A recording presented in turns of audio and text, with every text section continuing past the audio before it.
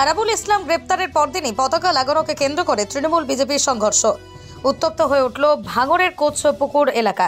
পরিস্থিতি আয়ত্ত, ঘটনাস্থলে বিশাল পুলিশ বাহিনী, লাঠিচার্জ করা হয় বলে অভিযোগ। দীর্ঘক্ষণের চেষ্টায় আয়ত্তে আসে পরিস্থিতি, তবে এখনও থমথমে এলাকা। এদিকে আজ সকালেই পোলেরহাট এলাকা থেকে উদ্ধার হয়েছে বোমা, যা কেন্দ্র করে আতঙ্কে ছড়িয়েছে এলাকায়।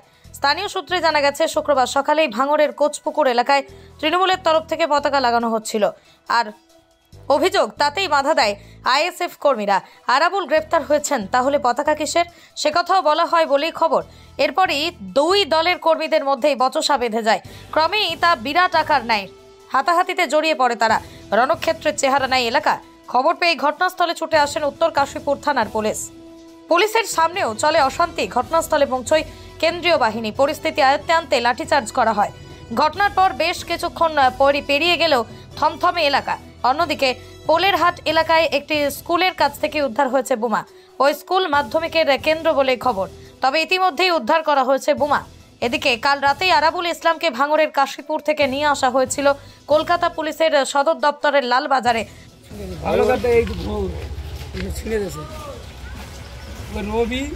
রবি, সুমন, মিলন, বাবলু, রাকি, এইসব বেরে আর রবি, এরা এই ছেলেদের আমাদের করেছে।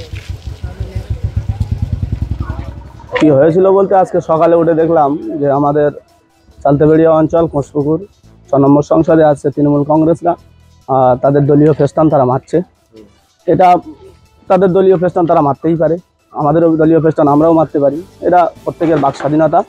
সেই হিসেবে তারা মারছিল, আমরা যা সেই নিজের কাজে নিজেরা ব্যস্ত ছিলাম।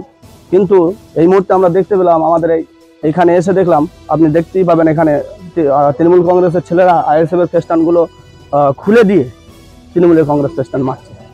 এটাকে যখন আমাদের ছেলেরা যখন প্রতিবাদ করে, একটা মহিলাও প্রতিবাদ করেছিল যে কেন তোমরা ফেস্টান মারছো, তোমাদের দলীয় ফেস্টান তোমরা মারো, কিন্তু আইএসএফের ফেস্টানগুলো কেন খুলে মারছো। এই প্রতিবাদ করায় তাকেও শ্লীলতাহানি করে এবং তাকে শ্লীলতাহানি করার চেষ্টা করে এবং তার ব্লাউজ, তার শাড়ি ছেলেরা আপনি দেখিয়েছেন এখন মিডিয়ার মাধ্যমে। আর দেখুন ফেস্টানগুলো ফেলে দিয়ে আমরা বলতে চাই এটাই যে তোমরা তোমাদের দলীয় ফেস্টান তোমরা মারছো, মারো।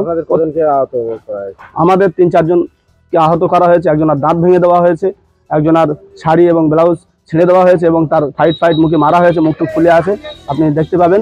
আর আমাদের দলীয় ফেস্টান খুলে দিয়ে মূলত ওদের দলীয় ফেস্টান টাঙাচ্ছিল। এই কারণে আমাদের ছেলেপিলেরা তারা বিবাদের ভেতরে জড়িয়ে পড়ে। আমি এসে বললাম ঠিক আছে, বিবাদের ভেতরে জড়িয়ে পড়ো না, আমি থানাকে কল করছি। ইতিমধ্যে আমি থানাকে কল করেছি। আমার নাম শামসুর রহমান, চালতেবেড়িয়া অঞ্চল 6 নম্বর সংসদের ইলেকটেড মেম্বার। তৃণমূল পার্টির ছেলেরা পতাকা মারছিল, আমি সবারের মেম্বার টিএমসি, আমি ওখান থেকে আসছিলাম, পুলিশ বাড়িতে বেরিয়ে গিয়েছে, ওরা লাঠি ছোড়া নিয়ে আমাকে বেদম মারধর করেছে, আমাকে মারধর করেছে। আমি এখানে সবার পঞ্চায়েত ছিল, ব্যাপারে পঞ্চায়েত নেই, তার সুবাদে আমাকে মেরেছে। না আমাদের পতাকা মারছিল, না আইসিএফ কোনো পতাকা ফেলেনি, ওরা নিজেরা ফেলে আমাদের মারছে।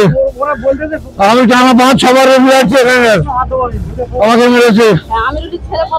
আমার 3টে ছেলেকে মেরেছে, সাব্বির হাসান, তানভীর হাসান, রদ্দুর হাসান।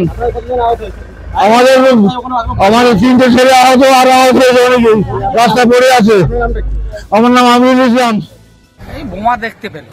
কটা বোমা রয়েছে বলছে তো 2-3টে।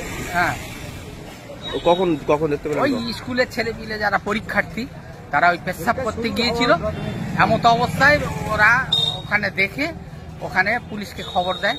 খবর দেওয়া মাত্রই পুলিশ চলে আসলে তখনই ওরা আরো বড়বাবু চলে আসলো, বড়বাবু চলে এসে দেখতে পেল। কতটা আতঙ্কের মধ্যে রয়েছেন? আতঙ্ক তো ভালোই, একটা পরীক্ষা চলছে এই স্কুলে, আতঙ্ক তো অবশ্যই। আমরা আতঙ্কে। কি নাম আপনার?